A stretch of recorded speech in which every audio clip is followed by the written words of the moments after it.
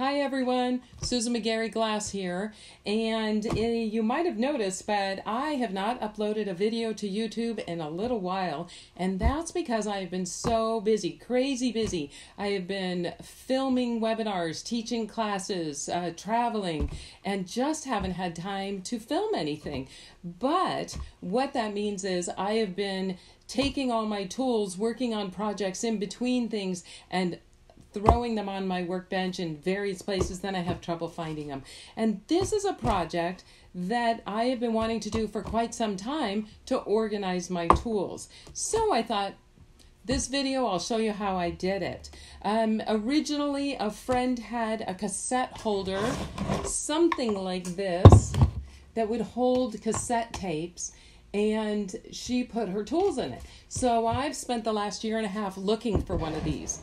And of course, couldn't find it anywhere. I've looked in every resale shop, every thrift store, online, couldn't find one that would work, that I really liked, or was at a good price. And so I ended up making this one. And the moment I finished making this one, I found the wooden one. So now I have two. But there's advantages and disadvantages to the different ones. This is just a simple box that I got at the craft store. I've made all these little compartments, and I'll show you how I did that. And they can be adapted as my tools change, if I decide I need a bigger compartment or a smaller compartment. So it's adaptable, and it's very inexpensive to make. This one is, they can be expensive to find, and generally the dividers are permanent. These dividers, though, I'm very lucky, are removable. I thought that was such a bonus with this. If you have tools that you don't want falling over, you can turn this over, and then something like this will stand up straight. But if you can't find something like that, follow along today. You'll see how I made this one. You'll see how easy it is, how inexpensive it is to make, and you'll be organizing your tools in no time. So here we go. Okay, to start this project, we're going to need a box, and this one I got at Michael's. Nothing particular, just a basic box. So this is the one I'm going to use, but any box will work. Any size box you want to use. And then I'm going to paint it. I just decided on white, but you can paint it any color you want, and I'm using an acrylic paint, but use any kind of paint you want. You'll need some kind of brush if you're painting it, and if you don't want your hands to get dirty, you'll need some kind of glove. For the dividers, I'm using this cardboard, but it's plastic cardboard. It's the thing that they use for open house signs, or for rent, or garage sale signs. But you can buy these sheets, pretty big size. I think they're 20 inches by 30 inches at Michael's for very inexpensive. I'll show you a picture of that, and I think it comes in different colors. Then you'll need something to cut this, and you can use some type of razor, you can use some type of scissors, and you need something to mark it, so a nice little marking pen. And then I like to cover the tops of this. The top of these pieces in the box will have these open holes, either this way or this way. So I just found some white duct tape, but of course you can use any kind of tape. They have fancy tape, they have sheets of tape, just any pattern you want, or you don't have to cover it at all. It just keeps the dirt from getting in there. So the first thing we need to do, or the first thing I want to do, is paint it. So let me take all these things out. I'm going to put my gloves on and put some paper down. All right, we're ready to paint, so I'm just going to squirt some paint in there and have at it. But you don't have to paint it. You can leave it natural wood, or you can cover it in whatever duct tape you pick. You can just cover the whole thing in duct tape. Well, at this point, I would let it sit for a couple of hours and let it dry, and then we can move on to the next part. Okay, it's been about an hour and a half, and the paint is pretty dry, and I could actually put another coat on this if I wanted to, or like I said, you could put the you know, decorative duct tape or something. But at this point, I'm going to line the inside of the box with that corrugated plastic that I told you about. So I can drop that right in the middle. And then you're just going to use, you know, an X-Acto when you cut this, you know, some type of razor, or if you just have scissors, you can use scissors, and, you know, some type of square. And then for this, I cut sides that were the length of this with enough room for a piece to fit in on the side, on both sides.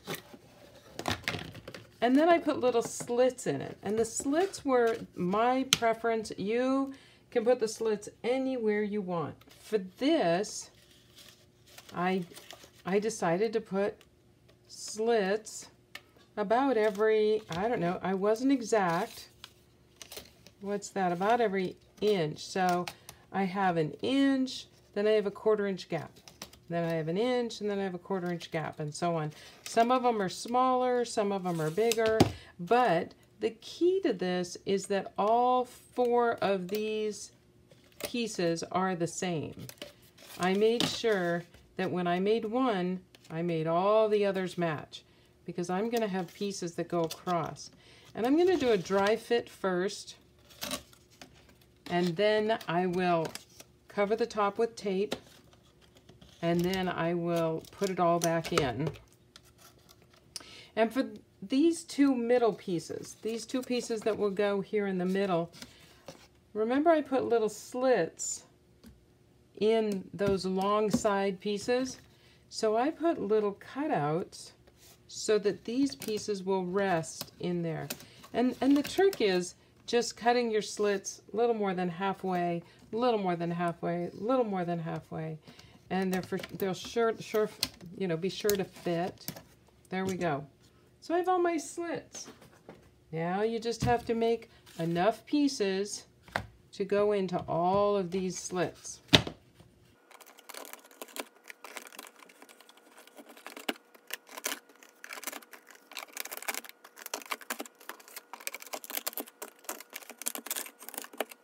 There you go. It's not perfect, but it's perfect for me. Now that I know it fits pretty well, I'm going to cover these long edges with my white duct tape. So I just have this duct tape. I think I got it with a coupon at Michael's.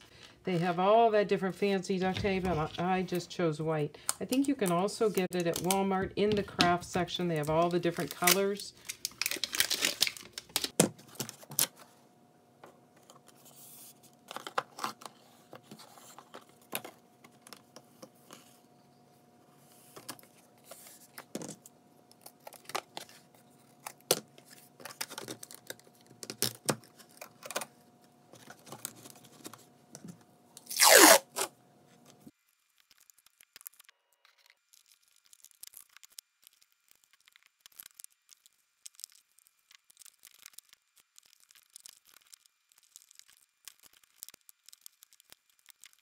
It's all wrapped up, ready to go. Put my tools in it.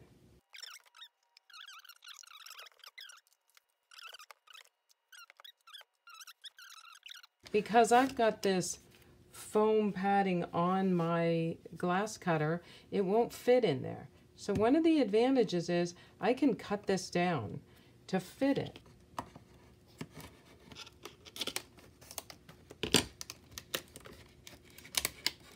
I know that glass cutter is going to stay right in front on the right-hand side, my most used tool right there.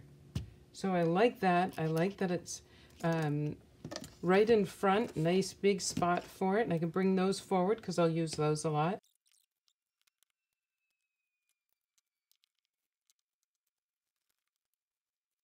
All my tools are in there, nice and neat. And this is what works for my tools. If you don't want as many compartments, make a smaller one. If you want more compartments, make a bigger one. And that's why I didn't give you all the exact measurements of the slots that I made. You need to figure out what you're going to use it for, and that'll determine your slots. I hope you like this project enough to make one of your own, to organize your glass tools or any craft that you do. Or maybe you'll be lucky enough to find one of these gems in a local store. But for my glass tools, it's perfect. And now I can get started making more glass videos now that I'm organized. And if you don't want to miss those, press the subscribe button below. And to be notified when they're uploaded, there's a little bell next to it. So thanks you guys for joining me. Be cool, honey bunnies.